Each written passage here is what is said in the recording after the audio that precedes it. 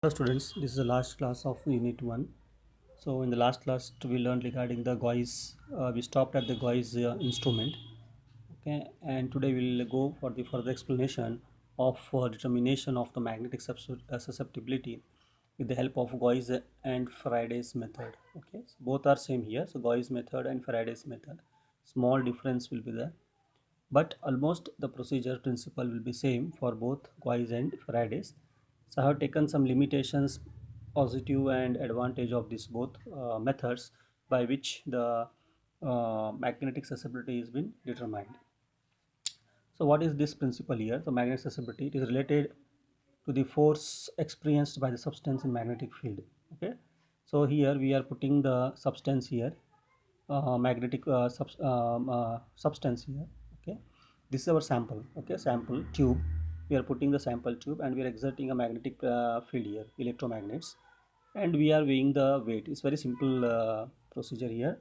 So weight before applying the magnetic field and after application of the magnetic field, the weight is been taken here. So that is what the main principle of the Faraday's as well as Gauss method is. It related to the force experienced by the substance. So the substance force experienced by the substance in the presence of magnetic electromagnetic field. Okay, so inhomogeneous magnetic field is been applied here, so variations will be done here, and both involve in measuring the weight of the substance, both Faraday's as well as this one, in measuring the weight of the substance in presence and absence of the field. So initially weight is mentioned, taken, noted, and after this applying of this magnetic field, the weight is been noted. Okay, so what are the advantage here? So Faraday's have two advantage over the Gauss method. That is, Faraday's method require very less milligram level of the material or substance complex. Okay, milligram level, but Gauss method required at least 1 gram. So you have to fill very packed here, so very tightly we have to fill this, without air gap should be there. There should not be any air gap here, so that way we have to fill it here. So for Gauss method, at least 1 gram or more than that is required, but Faraday's in milligrams is okay. And second advantage of the Faraday's, it gives specific susceptibility directly. Okay, so in Faraday's, but in Gauss method, you can see that the volume susceptibility is got here. So if you see the formula, you will see that there is a volume measurement, and volume susceptibility is got, and thereafter we have to convert it to specific susceptibility. So in this conversion, small mistakes will be there. So we may not get the proper we may not get the proper results here in the Gauss method. So that's why this is, but not so much difference will be there. So that's why this Gauss method is little bit it comes a little bit down with respect to the results compared to the Faraday's method. Okay, this is the second advantage we can see here. So while measuring this magnetic susceptibility, so this includes the both contribution of the paramagnetism and diamagnetism. Is it right? So there is a contribution of both paramagnetism and diamagnetic, both system will be there in this complexes, and that's why we require only paramagnetic nature here. Like in yesterday's class, we had learned regarding isolation of paramagnetic and applying of the magnetic field. Similarly, same here. So that's why some correction is needed. Okay, we have to correction is needed to isolate this diamagnetism. And from the classical theory, from the classical theory, this corrected molar susceptibility is given by the formula, this one, this you can remember, this formula chi m. This is a corrected formula, molar after excluding of the diamagnetic contribution here. So from the classical theory, it can be given by the formula chi m, that is molar susceptibility is nothing but equal to n square mu square by 3RT. So where n is nothing but your Avogadro's number, mu.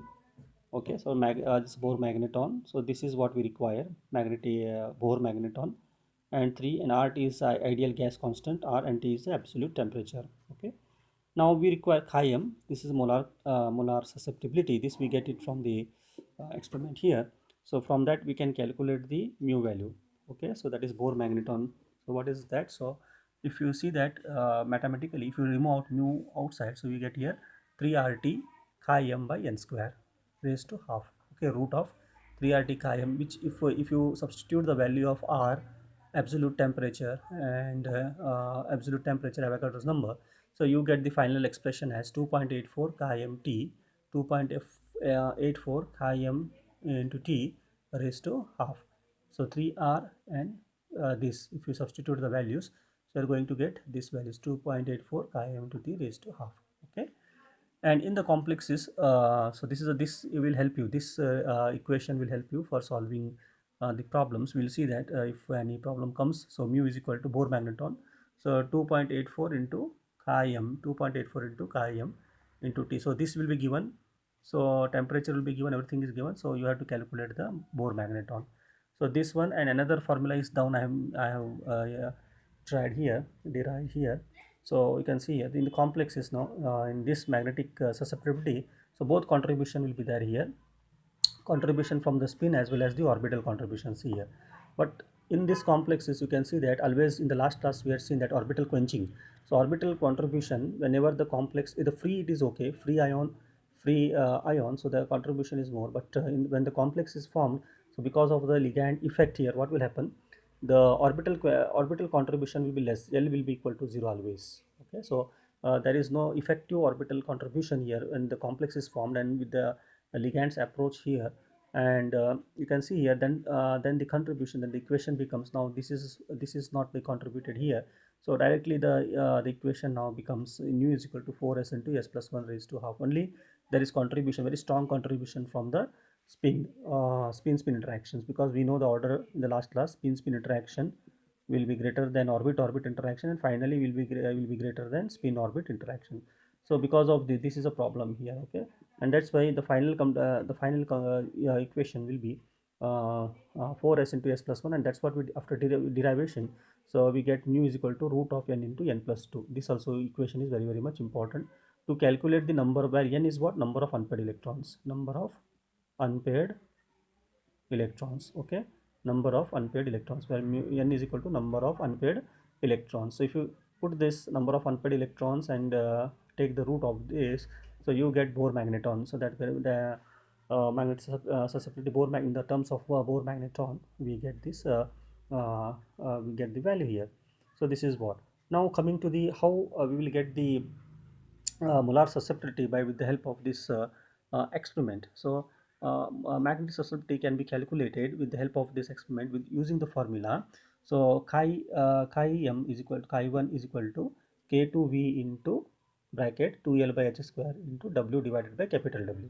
So where what is this all? The chi1 is nothing, gram magnetic susceptibility. This is what we have to calculate from the experiment, that is gram magnetic susceptibility. And what is this W? The actual weight and the actual weight and the density of the sample. Okay, the actual weight of the sample, and W, small w is the density of the sample, and capital W is the actual weight of the sample. Okay, and V is volume here, V is volume, and K2 is nothing but it's fixed for the air. So it is nothing but K, we are putting the formula, it is fixed here, so that is what, plus 0.029 into 10 to the power minus 6. Okay, and volume we have to calculate 2l by h square, we get it from what, we get it from a standards complex here, that is mercury tetracyano cobalt cyanoto cobalt complex here. So we get it, we have to do these experiments same as we do for our unknown complex, so this is what 2l by h square, from which we get it is a constant here, this is we are having this as a standard here. So we have to put here density is here, we have to calculate the density by the help of water, is it right? So density means what, in the instead of sample we have to put water. Okay, and we have to put water, and we have to maintain a temperature, so at constant recorded temperature. So we have to see the weight before and after, and with the help of that we get the volume or density of the sample. So that is what we have to put here, divided by the weight of the sample what you have taken. And after calculating all these parameter, you can see that, so we get this chi value. Okay, so this is how this equation is used in deriving the magnetic molar susceptibility, gram magnetic susceptibility, with the help of the Gauss method. Okay, with the help of the Gauss method. So this is how the last class of this chapter, unit 1, is completing here. So if you have any doubts, you can ask in this class, live class, okay, or you can come in person and officially. So you can see that the unit 1 chapter is complete today. So okay, from the next class I will see that if anything is left over, so I will make another video for this unit 1 if it is left. I think it's not left, anything is not left from unit 1. So directly I will go for the unit 2. Okay, so from next video I may start your next unit 2 chapter. Okay, unit 2 chapter. Thank you.